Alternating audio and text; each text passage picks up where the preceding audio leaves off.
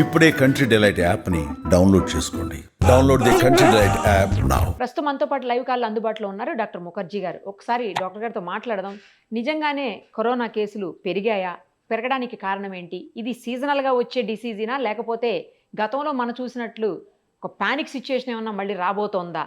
ఇది ఎంతవరకు danger bells signals ఏమన్నా మోగుతున్నాయా? మళ్ళా ప్రపంచవ్యాప్తంగా కేసులు పెరగడానికి రీజన్ ఏంటి? ఇవన్నీ కూడా డాక్టర్ గారితో మాట్లాడి మన డౌట్స్ అన్ని క్లారిఫై చేసుకుందాం. డాక్టర్ గారు నమస్తే అండి. నమస్తే డాక్టర్ గారు చెప్పండి, అంటే కేసెస్ ఇప్పుడు పెరిగాయి అనేది అయితే పక్కా కరెక్ట్ అండి. అది మీడియా సృష్టి అని కొంతమంది అంటున్నారులే, కానీ మీడియా సృష్టి ఏమి కాదు, నిజంగానే కేసెస్ రైజ్ అయ్యాయి. బట్ ఏంటంటే లాస్ట్ ఇయర్తో కంపేర్ చేసినప్పుడు ఇయర్ ఎందుకు పెరిగాయి అనేది ఒక పాయింట్. నెక్స్ట్ ఇదేమన్నా సీజనల్ డిసీజా? డిసెంబర్ నుంచి జూన్ మధ్యలో ఈ కేసులు పెరుగుతాయి, ఈ వైరస్ ఈ టైంలో ఎక్కువ వస్తుందని అంటున్నారు. అది ఎంతవరకు నిజము? కేసెస్ పెరిగి డేంజరస్ సిచ్యువేషన్లోకి ఏమన్నా వెళ్తామా, లేకపోతే ఇంతటితో తగ్గే అవకాశాలు ఉన్నాయా? డాక్టర్ గారు మొత్తం ఎక్స్ప్లెయిన్ చేయరా ప్లీజ్. అంటే కేసెస్ పెరిగిన మాట వాస్తవమే, పెరుగుతున్న మాట వాస్తవమే. ఎందుకు పెరుగుతున్నాయి అని అంటే JN1 లో సబ్ వేరియంట్స్ వస్తున్నాయి. వేరియంట్ మనం చూసుకున్నట్టయితే ఆల్ఫా చూసాము, డెల్టా చూసాము, ఆ తర్వాత ఒమిక్రాన్ చూసాము. ఒమిక్రాన్ లో మనకి అనేక సబ్ వేరియంట్స్ వస్తున్నాయి. ఆ సబ్ వేరియంట్స్ లో JN1 అనేది ఒక ప్రధానమైన సబ్ వేరియంట్. ఇది సుమారుగా డిసెంబర్ 2023లో బయటకు వచ్చింది. చాలా వరకు ఇదే డామినేట్ చేసుకుంటూ పోయింది. ఎందుకు డామినేట్ చేసుకుంటూ పోయిందంటే, ఎప్పుడైతే ఒక వైరస్ మన ఇమ్యూనిటీని దాటి మన ఎఫెక్ట్ చేయగలదో, అలా వచ్చినప్పుడు మనకి అది పెరుగుతూ పోతుంది అనమాట. సో ఆ విధంగా మనకి JN1 మిగతా వేరియంట్స్ ని కాదని ముందుకు వెళ్ళిపోయింది. అయితే అప్పటి నుంచి ఉన్న వైరస్ ఇప్పుడు ఈ సంవత్సరం దాని మీద ఇంట్రెస్ట్ ఎందుకు పెరిగిందంటే, సింగపూర్ లోను, హాంకాంగ్ లోను కేసెస్ పెరిగినాయని వాళ్ళు చెప్పటం, చైనాలోను, తైవాన్ లో కూడా కేసెస్ పెరిగినాయని చెప్పడంతో పాటు హాంకాంగ్ లో వాళ్ళు ఏం చెప్పారంటే ఒక 31 మంది సీరియస్ గా ఉన్నారు, లేకపోతే మరణించారు అని చెప్పారు. అంటే వాళ్ళలో మరణించిన వాళ్ళు తక్కువే, కానీ మరణించిన వాళ్ళు ప్లస్ సీరియస్ గా ఉన్న వాళ్ళు కలిపి ఎక్కువగా ఉండటాన్ని ప్రపంచవ్యాప్తంగా కొంత భయభ్రాంతికి గురి చేసింది. అలా మళ్ళీ ఉన్న మరణాలు పెరుగుతున్నాయా అన్న భయం ఒకటి మొదలైంది. తర్వాత ఏమైందంటే, ఇండియాలో టెస్ట్ చేయడం మొదలు పెట్టినప్పుడు మొదటగా ఎవరికి టెస్ట్ చేస్తారంటే హాస్పిటల్లో అడ్మిట్ అయిన వాళ్ళకి టెస్ట్ చేస్తారు. అడ్మిట్ అయ్యి ఆల్రెడీ సీరియస్ గా ఉన్న వాళ్ళకి టెస్ట్ చేస్తారు.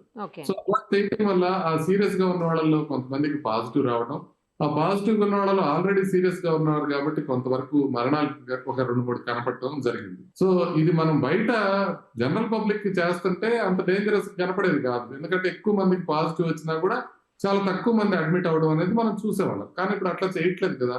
ఎక్కువ సిక్ గా ఉండే వాళ్ళకి చేసినప్పుడు కొన్ని మరణాలు సంభవించే అవకాశం ఉంటుంది. అది కోవిడ్ వల్ల కాకపోయినా దాంతో ఉన్న కోమార్బిడిటీస్ వల్ల వచ్చే అవకాశం ఉంటుంది. ఉదాహరణకి ఇనిషియల్ గా మహారాష్ట్రలో చనిపోయిన ఒక అబ్బాయికి నెఫ్రోటిక్ సిండ్రోమ్ అని కిడ్నీకి సంబంధించిన సమస్య ఉంటుంది. అతను బాగా సివియర్ గా ఉన్నప్పుడు మనకు ఒకసారి కోవిడ్ ఇన్ఫెక్షన్ టెస్ట్ చేసి చూస్తే అది పాజిటివ్ వచ్చింది. అంతేగాని అతనికి కోవిడ్ వల్ల సివియారిటీ రాలా. సివియర్ గా ఉన్న అతనికి మనం టెస్ట్ చేసాం. సో అందుకని మనకి ఈసారి నెంబర్స్ ఎక్కువ కనపడతా ఉన్నాయి. సో అందుకే మనం దీన్ని ప్రమాదకరంగా మనం భావించాల్సిన అవసరం లేదు. కానీ ఒక్క విషయం ఏంటంటే, ఇది మనకి డిసెంబర్ నుంచి జూన్ దాకా ఉంటాయా, లేకపోతే ఇట్లాంటి కరెక్ట్ సీజనల్ ఒక క్లిషేస్ కి దూరంగా ఉంది కోవిడ్.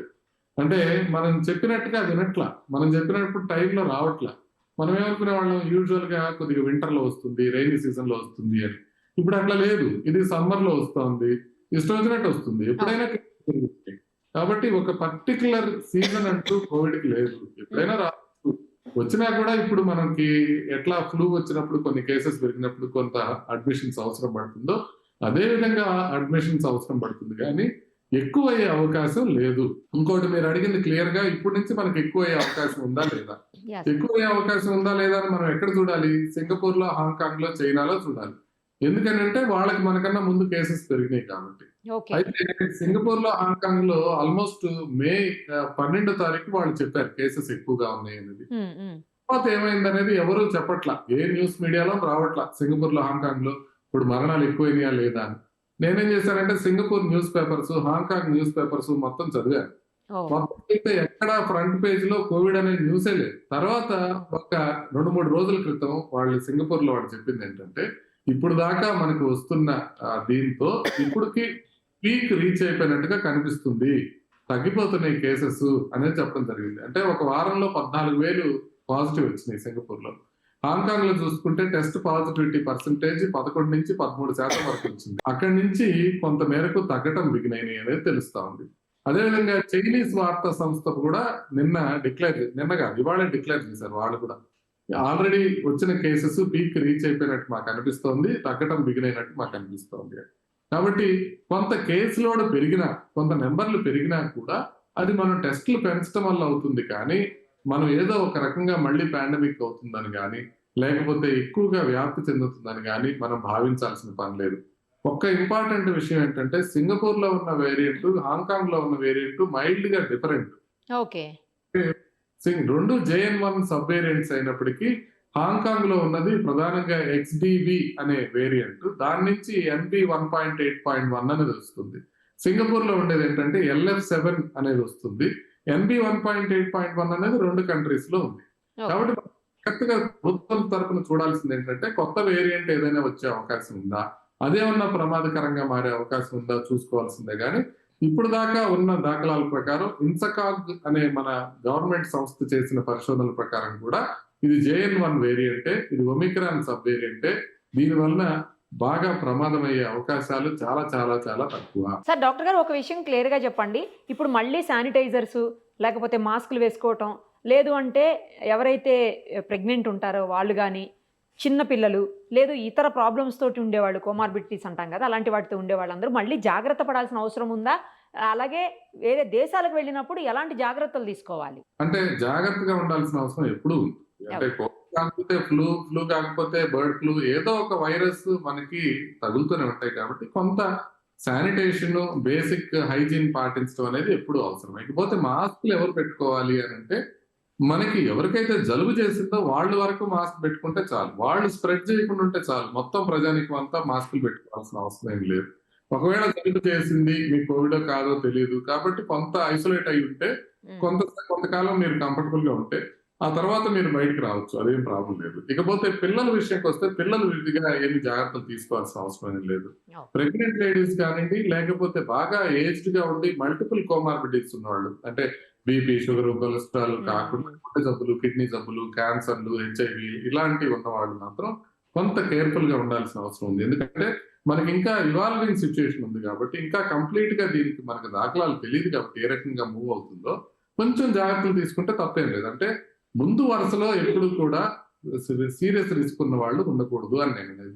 మామూలుగా యూత్ అందరూ మామూలుగానే ఎదురికి తెచ్చుకుంటూ ఉంటారు దాన్ని ముందుగా బయట తిరిగి.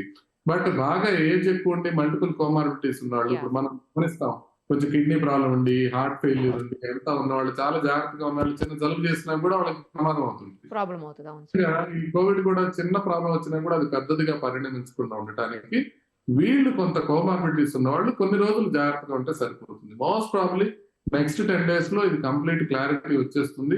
మోస్ట్ 90% ఇదేమీ ప్రమాదం కాదు అనేది, ఇక దీన్ని మళ్ళీ ఫర్దర్ గా చెక్ చేసుకోవాల్సిన అవసరం లేదనేది మనకి తెలిసే అవకాశం. వేరే కంట్రీస్ వెళ్ళేటప్పుడు అంటే టూరిస్టులు ముఖ్యంగా వాళ్ళు కొంచెం జాగ్రత్తగా, హాంకాంగ్ వెళ్లే వాళ్ళు మాత్రం కొంచెం అక్కడ వాళ్ళు మాస్క్ ని కొంత మ్యాండేట్ చేసినట్టుగా కనబడుతుంది. సార్ హాంకాంగ్, సింగపూర్, ఇంకా తైవాన్, చైనాలో ఇంకా అంత ఆంక్షలు లేవు. కానీ హాంకాంగ్, సింగపూర్ మాత్రం కొద్దిగా ఆంక్షలు పెట్టారు. వాళ్ళు మాస్క్ పెట్టుకోవాలన్న ఆంక్ష మాత్రం పెట్టడం జరిగింది. అందుకని కొంత మాస్క్ ధరించి వెళ్తే సరిపోతుంది. పాతకాలంలో సర్టిఫికెట్ ఏమైనా ఉంటే కోవిడ్ సర్టిఫికెట్ తీసుకెళ్తే సరిపోతుంది. వాళ్ళు ఏమి ఇన్సిస్ట్ చేయట్లా, ఎయిర్పోర్ట్స్ లో కూడా ఏమి ఇన్సిస్ట్ చేయట్లా. ఓకే. మొన్న ఈ మధ్యకాలం విన్నాం సార్, ఒక మన క్రికెటర్ కూడా ఒకళ్ళకి ఇదే సేమ్ ప్రాబ్లం తోటి, కోవిడ్ ప్రాబ్లం తోటే బ్యాక్ వెళ్ళారు వాళ్ళ కంట్రీకి, మళ్ళీ తిరిగి వచ్చారని అంటున్నారు. ఇక్కడికి వచ్చి కూడా హాస్పిటలైజ్డ్ అయ్యారని చెప్పేసి విన్నాము. మన IPL ఆడుతున్నటువంటి ఒక ప్లేయర్ కూడా. ట్రావిస్ హెడ్ గారు వెనక్కి వచ్చి ఒక హాఫ్ సెంచరీ బాదారు, సేఫ్ గా ఉన్నారు, ఏం ప్రాబ్లం లేదు. అదేవిధంగా శిల్పా శిరోద్కర్ గారికి కూడా వచ్చిందని విన్నాం వార్తలు. బట్ ఏం ప్రమాదం కావడం, అది నేను నార్మల్ గా ఉండి కొద్దిగా ఇన్ఫెక్ట్ అయిన వాళ్ళకి ఏమి డేంజర్ అవ్వట్లేదు. సో ఏం భయపడాల్సిన అవసరం ఏం కనపట్లేదు. కాబట్టి పానిక్ అయిపోయి ఏదో జరిగిపోతుందనే టెన్షన్ అయితే అవసరం లేదు. అలాగే ప్రాణాల మీదకి వచ్చే పరిస్థితులు కూడా లేవు కదా సార్, ఆక్సిజన్ అవసరం పడేటువంటి సిచ్యుయేషన్స్ అయితే లేవు కదా, సాచురేషన్స్ పడిపోయి అవసరం 99% ఉండదు. అసలు ఏం భయపడాల్సిన అవసరం లేదు. రిలాక్స్ గా ఉండండి. కొన్ని రోజుల్లో నెక్స్ట్ 10 days లోనే ఈ హైప్ అంతా తగ్గిపోతుంది, ఏం ప్రమాదం ఉండదు అనే విషయం మనకి క్లియర్ గా తెలిసే అవకాశం ఉంది. థ్యాంక్ యూ సార్, చాలా డౌట్స్ ని క్లారిఫై చేశారు. ఏదైతే పానిక్ అవుతారో ఆ పానిక్ అవ్వాల్సిన అవసరం లేదని, అలాగే మరో 10 రోజుల్లో క్లియర్గా ఇది అసలు ఏంటి, ఎన్ని రోజులు ఉంటుంది, తగ్గిందా లేదా అన్నీ కూడా క్లారిటీ వచ్చే అవకాశం ఉంది. కాబట్టి let us wait sir. Thank you so much. Suman టీవీలో మీ పర్సనల్ అండ్ బిజినెస్ ప్రమోషన్స్ కోసం కింది నెంబర్కి కాంటాక్ట్ చేయండి.